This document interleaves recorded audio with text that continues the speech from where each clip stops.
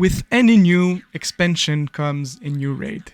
This time, with Destiny 2 Lightfall, we got Root of Nightmare, a raid where Guardians went into the Witness's pyramid after it was terraformed by the Witness in the beginning of the campaign, got into there to be able to find Nezarec and kill him.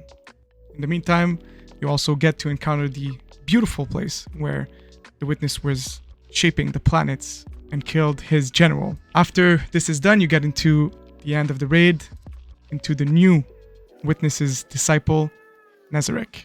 Nezarec has been a little bit complained about for his physicality, for his model, for his mechanics, but at the end of the day, it was a fun raid in my opinion. I liked it.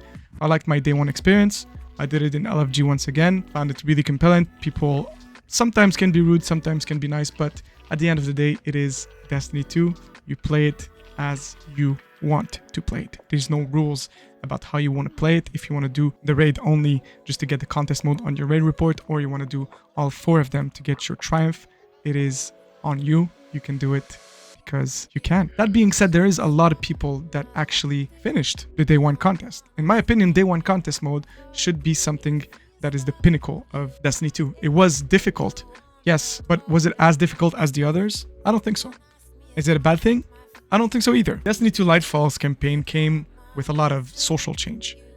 They are trying to get more people into the game, and I think that having a day 1 contest mode that is a little bit more, if not a lot, more convenient to play in and get people into these kind of races is not a bad thing. Yes, the world first was done in 2.5 hours. Yes, there was some flawless runs while contest mode was on. Yes, people say that the raid was too easy. But if you take 2.5 hours to finish this, meaning that you are in the uppest echelon in the game, you are the elitist of the elitist. Even Dado wouldn't even be able to say otherwise. And I'm not talking about normal Dado, I'm talking about elitist Dado. I personally took it in about 20 hours total. I had a lot of different teams in LFG and it was still doable, which is okay. Like, it is a big commitment. 9 hours to play when you're 30, 31, 32 years old. You have a full life outside of the game. It is a big freaking commitment and it's understandable. But at the end of the day, not everyone has the time, the clan, the requirements to be able to get into multiple 24 hours experience or 24 hours in a row. My first experience was with Vow of the Disciple. I finished it. It took me a lot of time, but the sense of accomplishment that I got out of this was completely insane. I was euphoric for a week because I was able to do it. This video was a little bit of a long introduction because it's not really about what he's talking about right now. This video is about the exotic that comes with the raid. Conditional finality. It is a pretty fun weapon. I've got it this week and I've been playtesting it.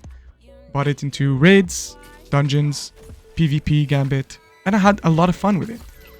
The thing is, the raid can be a little bit easy. Yes, the mechanics can be done by one person and 5 other people are doing the actual ad clearing. In my opinion, this is not right. It's not cool to be able to do a mechanic that only has enough moving pieces for one person to do it, because it puts other people into a situation where they only need to ad clear, which people take it a little bit for granted. And what I mean by that is it can be easy to actually demob, right? It can be easy to do ad clear, but in a contest mode where you don't really know what everything is going on, you don't know where the actual conditions of the ad spawning or the major spawning are there for, it can be difficult to just ad clear it.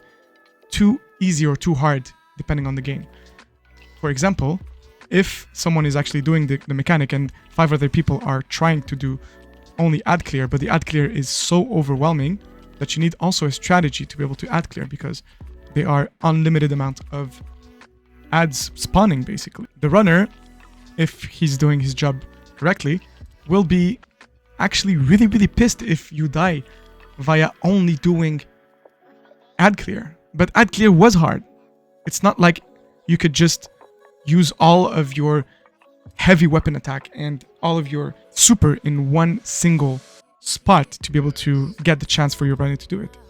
I guess what I'm trying to say is there is a lot of different ways to play Destiny 2, and one way is not the only way. So don't get frustrated or get mad at people that tell you how to play the game, because at the end of the day, you paid for this game. You paid to actually play on this new campaign and new season and new raid. So you can do whatever the hell you want. This is my opinion on it. Now that this is done, let's talk about conditional finality. The exotic kinetic shotgun that you get from the actual raid. It is a powerful weapon that is surely going to be added into any loadouts or high-end activities. Right before that, I just want to say thank you if you are still watching the video, and if you do like this kind of video, please leave a like and a comment, and also a subscription with the notification bell on to get notified whenever I have a new video on, so you can also get a chance to win a copy of a game that I'm actually covering. Now, let's go back to conditional finality. It is a kinetic exotic shotgun that actually spreads stasis and solar shots. You have 2 shots in the barrel. The first one is stasis, the second one is solar. The stasis one is going to freeze the actual enemy, and the solar one is going to not only do damage but also ignite them. Since I got it, I was able to bring it with me into PvP matches, into Gambit, into Spire of the Watchers, dungeons, and even in the raid. Where I see it shine the most is really in the high-end activities with champions, specifically Unstoppable and Overload champions, because the Unstoppable is going to be already stunned with the Ignition and the Shatter from Freeze, basically. Also, for any other champion where you can actually freeze them, they will be completely mitigated until you can get an extension on the status, or actually kill them with your heavy or even ultimate attack. It is quite a good also tool you can bring into master lost sectors. I guess it's going to be okay also in master difficulty nightfalls and things like that, even exotic missions. I wouldn't probably get it to grandmaster nightfalls because you need to be really close to it.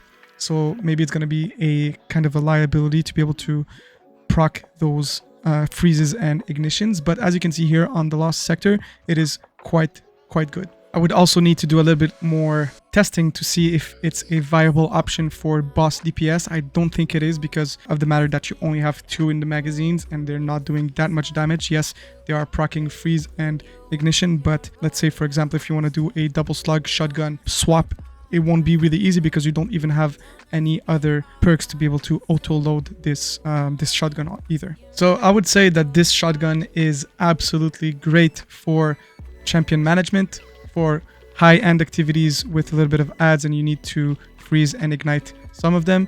I wouldn't really recommend it for anything that's boss DPS, but we never know where the meta is going to be at one point, and if we might even have, let's say, catalyst for this weapon, which will include maybe, I don't know, a auto-loading holster, or even maybe getting 4 into the barrel instead of only 2. What I could see work right now for a boss DPS would be a 3 rotation with a auto-loading or, let's say, demolitionist hothead, and a fusion rifle in the energy slot with this exotic weapon in the kinetic slot, where you would freeze and then hot swap with your fusion rifle and rocket launcher. So basically, we'd still have to see where this is going, but I really do love how it plays. It is fantastic in PvP, a little bit less in Gambit, but who cares? Nobody really plays Gambit. I've said it, sue me. There you go, you have it. This is the conditional finality and Root of Nightmare video. I hope you guys enjoyed it. Please leave a like and a comment, also a subscription with the notification bell on. It helps so much. I am going to cover Diablo 4. I have a early access tomorrow, March 17th. So if you want to be a part of this, I'm going to be streaming it on YouTube and on Twitch right here. Also, you can get the description in my profile. My name is Ghost of Red Seas. Have a nice day. Enjoy your day. Don't be too hard on yourself. It's just a video game. And we enjoy them. Peace.